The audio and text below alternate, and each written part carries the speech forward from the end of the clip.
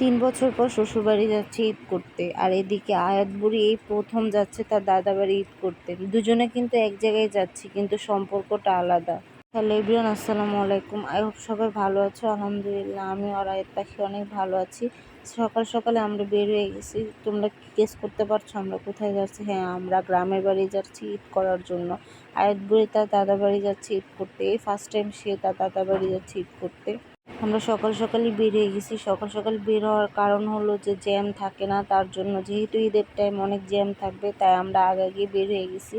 আজকে সকালে বের হওয়ার কারণে রাস্তা একদম জ্যাম ছিল না, তার কারণে আমরা অনেক তাড়াতাড়ি লঞ্চ ঘাটে পৌঁছে গেছিলাম। এদিকে সকাল থাকার কারণে সব দোকানপাট একদম বন্ধ। খুব স্বস্তিতে আমরা লঞ্চ ঘাটে যেয়ে একদম পৌঁছে গেছিলাম। কিন্তু এত স্বস্তি করে লঞ্চ ঘাটে এসেও কি হলো, সেখান থেকে প্রায় আমাদের অনেকটা পথই এতটা পরিমাণে জ্যাম ছিল কি বলবো। তারপরে এখানে আমরা তো বাস থেকে নেমে রিক্সা খুঁজতেছিলাম, কিন্তু একটা রিক্সাও পাচ্ছিলাম না। তারপর আয়াত বুড়িকে একটু বসিয়ে রাখছিলাম। বসার মেয়েটা আমার মন খারাপ একদম, যেহেতু নানা ভাই নানুমণিকে রেখে সে চলে আসছে, তার জন্য তার অনেক মন খারাপ। তারপরেও কিছু করার নেই, যেহেতু রক্তের টান, তার তো সে দাদা বাড়িতে যেতেই হবে, তার প্রিয় মানুষদের কাছে যেতেই হবে, যে যতই কিছু হোক না কেন। তারপর বুড়ি এদিকে দেখতেছে যে কে ওর বাবা কোথায় গেছে। এত পরিমাণে জ্যাম ছিল যে কি বলবো।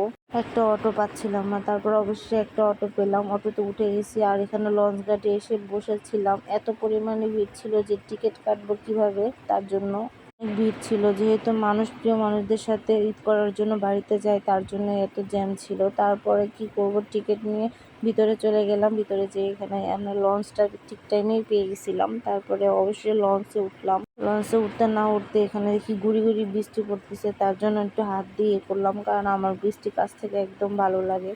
জন্য নিজের হাত থেকে একটু উপভোগ করলাম। মজা করতে করতে তো একদম ক্ষুধা লেগে গেছে, যেহেতু সকালে কিছু খাইনি, তার জন্য অনেক ক্ষুধা লাগছে। তারপর আয়াতের বাবাকে বললাম কিছু একটা নিয়ে আসতে। তারপর নিচে গিয়ে সে এখানে একটু বিরিয়ানি আর একটু নাস্তা নিয়ে আসলো। যেহেতু সব বন্ধ ছিল, কিছুই ছিল না, তারপরে যেটা হাতের কাছে পেয়েছে সেটাই নিয়ে আসছে। আর লঞ্চে কিন্তু অনেক খাবারই পাওয়া যায়। যেহেতু আমার লঞ্চের খাবার একদম পছন্দ না, তাই আমি কখনো লঞ্চ থেকে কোনো খাবারই খাই না। বাইরে থেকে সবসময় কিনে তারপরে লঞ্চে উঠি। তারপরে অবশ্যই একটু বৃষ্টিটা থামার কারণে আমরা একটু ছাদে গেছিলাম আয়াত বুড়িকে নিয়ে। দেখি ছাদের থেকে ভিউটা কীরকম লাগে, দেখে আমার খুবই ভালো লাগতেছিল এই জন্য। আর এদিকে তো আয়াত বুড়িকে নিয়ে একটু মজা করতেছিলাম। আমার আয়াত বুড়িটা খুবই ভয় পাচ্ছিল, যেহেতু ইঞ্জিনের ডাকটা খুবই আওয়াজটা জোরে ছিল, তার জন্য আয়াত বুড়ি অনেক ভয় পাচ্ছিল। তার জন্য আমি তাকে কোলে নিয়ে দাঁড়িয়েছিলাম, আর এদিকে তার বাবা মজা করে ভিডিওটা করতেছিল। এখন তার বাবা কোলে আমি দিয়েছি, এই জন্য আমি এখন মজা করে ভিডিও করতেছি। সে এতক্ষণ আমাকে করলো, এই জন্য এখন আমি তাকে করতেছি। আয়াত বুড়ি তো পুরোই পাগল হয়ে গেছে তাকে নিচে নামিয়ে দেওয়ার জন্য। তারপরে একটু নিচে নামিয়ে দিছে, দেখো তার অবস্থা। সে তো একটু ছাড়া পেলে হয়, ছাড়া পেলে সে ছাড়া পাগল হয়ে যায়, পুরো একদম পাগল বানিয়ে ছেড়ে দেয় মানুষ। কি অবস্থা, তার অবস্থা দেখো কি শুরু করে দিয়েছে। বেশি বিরক্ত করতেছিল দেখে একদম চেয়ারে বসিয়ে দিছে। এখানেও বসে থাকবে না, সে নিচে নামবে। বারবার বলতেছে বাবা নামাও, বাবা নামাও। তাকে নামিয়ে দিতাম, আমি তো নামিয়ে দিতে চাচ্ছি না, তার বাবাই নামিয়ে দিবে। ওইদিকে বাবা মেয়ে খেলতেছে, আর আমি এখানে একটু ঢং করতেছি। আমার ভালোই লাগতেছে ওয়েদারটা, ঠান্ডা ঠান্ডা ওয়েদার ছিল, আর এত পরিমাণে বাতাস ছিল কি বলবো। তারপরে এক পর্যায়ে লঞ্চ থেকে নেমে আমরা অটোতে উঠে গেছি। অটোতে উঠে আমরা সোজা বাড়ির কাছে চলে আসছি। আজকের ভিডিওটা এই পর্যন্তই। সবাই ভালো থাকবেন, সুস্থ থাকবেন, আর আয়াতের জন্য মন থেকে একটু দোয়া করে দিও প্লিজ।